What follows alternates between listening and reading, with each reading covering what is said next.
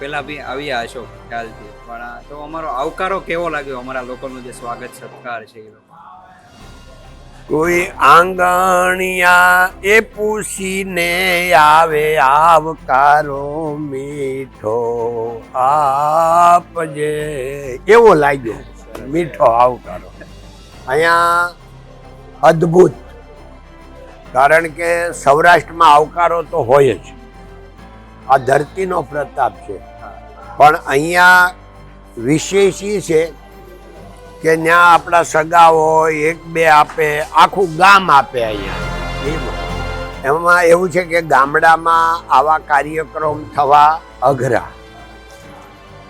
અહીંયા વિશેષતા શું છે કે તમે બધાને ડ્રેસ જોવો ને તો એમ લાગે કે આ ગામ 50 વર્ષ પહેલા આપણે અહીંયા આવ્યા હતા ને ત્યારે બધા આવા સુરવાળવાળા અને આવા કડિયાવાળા અને આવા પાઘડીવાળા હતા. અને જ્યારે આ બધા પ્રોગ્રામ જોઈએ તો એમ લાગે કે આ લોકો તો શેર કરતાંય એડવાન્સ છે. એટલે 50 વર્ષ પહેલાંની દુનિયા દેખાય છે અને 10 વર્ષ પછીની પણ ફ્યુચરની દુનિયા દેખાય, બધું મિશ્રણ છે. આ પ્રોગ્રામનો તો તમને ખ્યાલ જ હશે કે બાળકોથી લઈને વૃદ્ધો સુધી બધાએ જ પોતપોતાની ક્ષમતા પ્રમાણે ખૂબ જ સેવા કરી. તો આવા આયોજનો દરેક ગામે ચાલુ કરી દે તો તમને શું લાગે, શું ઇમ્પેક્ટ પડે એવું છે? જુઓ, આમાં કોઈ પણ કાર્ય ચાલે ને, સચ્ચિદાનંદ મહારાજ દંતાલીવાળા કહે છે કે અગર કોઈ એક કુટુંબ બહુ સંપીને રહેતું હોય તો એમાં એક વ્યક્તિનો બહુ મોટો ભોગ હોય છે. અગર એક ગામ સંપીને રહેતું હોય તો એમાં એક વ્યક્તિનો બહુ મોટો ભોગ હોય છે. અગર આખું રાજ્ય સંપીને રહેતું હોય કે આખું રાષ્ટ્ર સંપીને રહેતું હોય કે આખું વિશ્વ સંપીને રહેતું હોય તો એમાં એક વ્યક્તિનો બહુ મોટો ભોગ હોય છે. એટલે આપણે અહીંયા જે ગામ અત્યારે એકત્વ દેખાય છે, તમને બધાને પ્રાઉડ ફીલ થાય છે, એમાં એક વ્યક્તિ છે મનસુખભાઈ માંડવિયા. તમને એવું શું લાગે છે કે આવનારા પ્રસંગમાં કે આ વસ્તુ હજી તમે એડ કરો તો હજી કંઈક ભવ્યતા લાગશે? એમાં એવું છે કે કોઈ પરિપૂર્ણ તો આ દુનિયામાં છે જ નહીં. કારણ કે આપણે ભગવાન નથી, પરિપૂર્ણ ભગવાન જ છે. આપણે તો અલ્પજ્ઞ છીએ એટલે ખામી રહેવાની. પણ ખામી એ શેમાં રહે?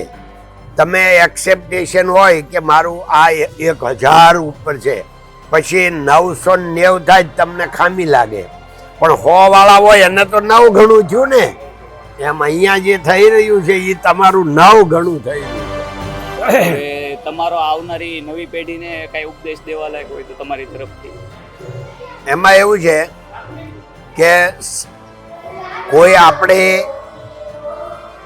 ઈર્ષ્યા કરે, ખોજણી કરે ને આપણને એ સહન કરવું હેલું છે. એમ ડોંગરેજી મહારાજ કહેતા.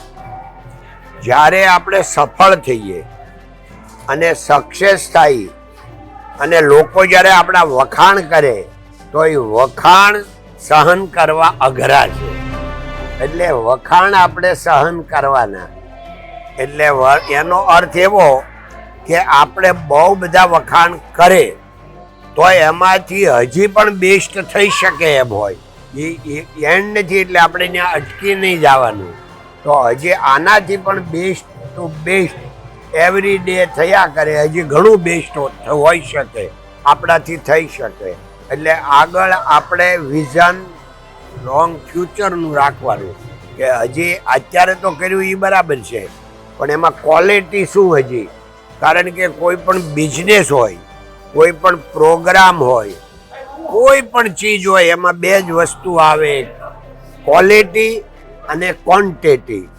ઝાઝું કેમ કામ થાય અને એ ક્વોલિટી વાળું કેમ થાય, 2 જ વસ્તુ હોય. 2 વસ્તુનું ધ્યાન રાખવાનું.